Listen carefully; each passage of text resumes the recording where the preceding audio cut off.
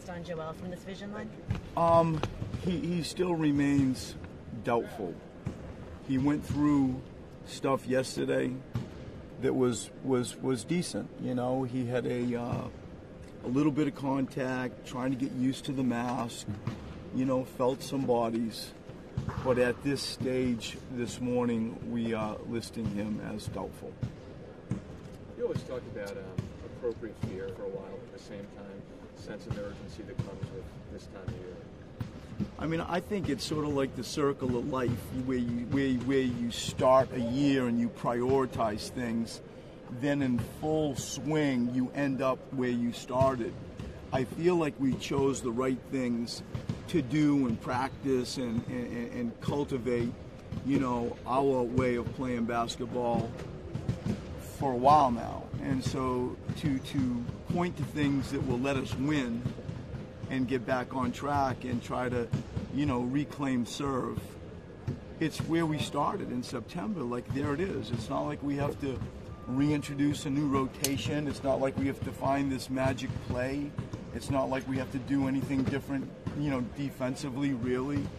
And it ends up just like the circle of life to me, basketball-wise, where we started, you know, we end up. And I feel confident that we've chosen the right things to talk about, work on, drill, cultivate throughout the year, and to reclaim confidence, find a way to win. They just need to look in the rearview mirror and be reminded of who we are and what we've prioritized. Brett, what do you have to see? I know, you know, Embiid's doubtful and you guys are being extremely careful with him, but what do you have to see specifically from him to, you know, to play him?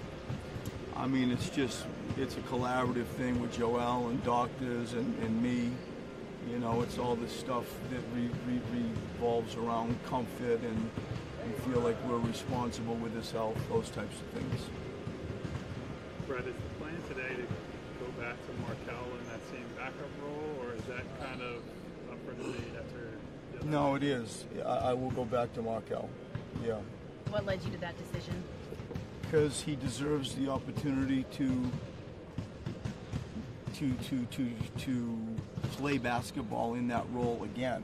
I think, you know, like everybody, you judge it after the event, and my belief is that he will learn from the last situation. The physicality of the game got raised, and we're going to go back to him again. What will he have to do to stay on the court longer than last time?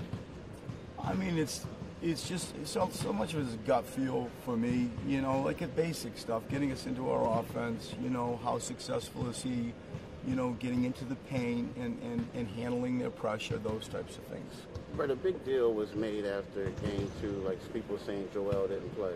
And then you take a couple days to look at it and you realize that it was one of those things, if you guys would have made some more shots, we'd probably be talking a different story.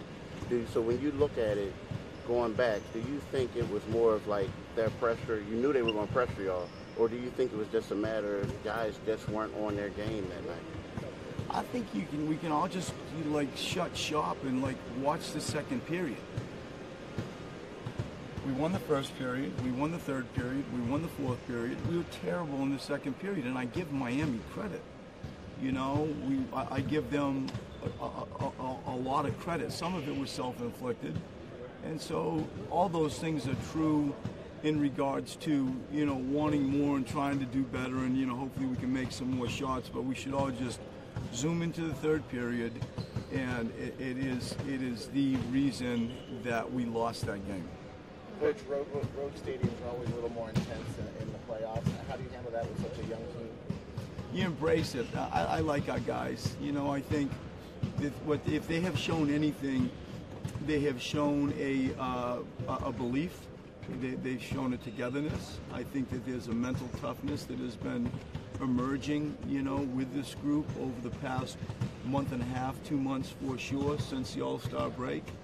I feel like if you look at, you know, our ability to close out games and come back into games, we've shown that.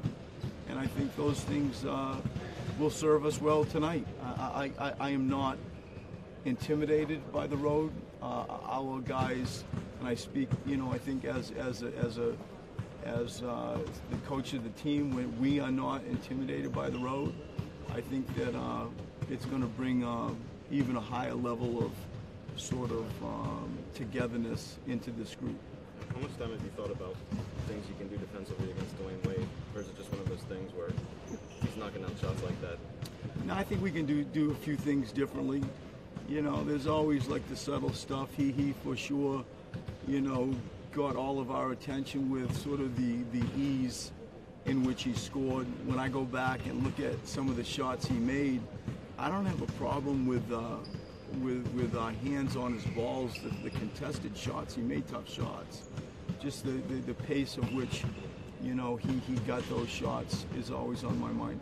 Given Whiteside's body of work, is he someone that, regardless of how his series has started, you always have to keep in the back of your mind that he's got the potential to have an impact? All over the place. I mean, he is their, you know, interior difference maker for good reason. Like, you better have a plan. You go in there, you better have a plan. You better go to dunk it. You better go to the paint and throw it out to somebody that's open on a three, or little drop-off passes to other players. But you better have a plan if you drive the paint with him in there. And I think that he is he's a committed offensive rebounder. Like, you really have to maybe tag team hits. It can't just be the guy that's guarding Whiteside. It might have to be somebody coming from the perimeter in to help their teammate make that hit. He's a committed offensive rebounder. Right. Wade, when he kind of gets going, how much energy do you think his other teammates kind of feed off that when he kind of got his team going? I think a lot. You know, like, it's vintage Dwayne Wade. There's a security blanket that they have in him that he, you know, been there, done that. Body of work is on the table, and he sure doesn't back away from the moment. And there is no doubt in my mind that his teammates would feel that and feed off that. And you know, somebody that good, that's been that good for that long, you know, it's a natural reaction. Brett, you obviously everyone in the league feels the pop this morning.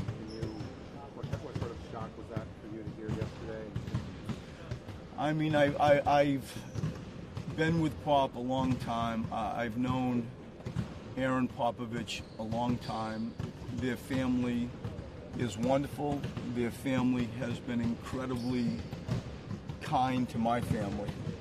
And she was a star, like a real star. Just a very strong woman, you know, and was somebody that will be missed. Coach, I'm sorry to even ask a basketball question after that.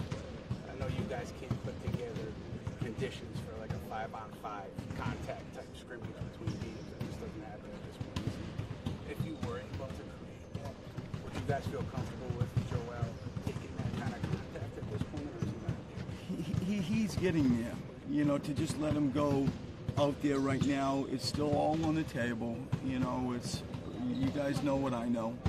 It's like he did some contact yesterday.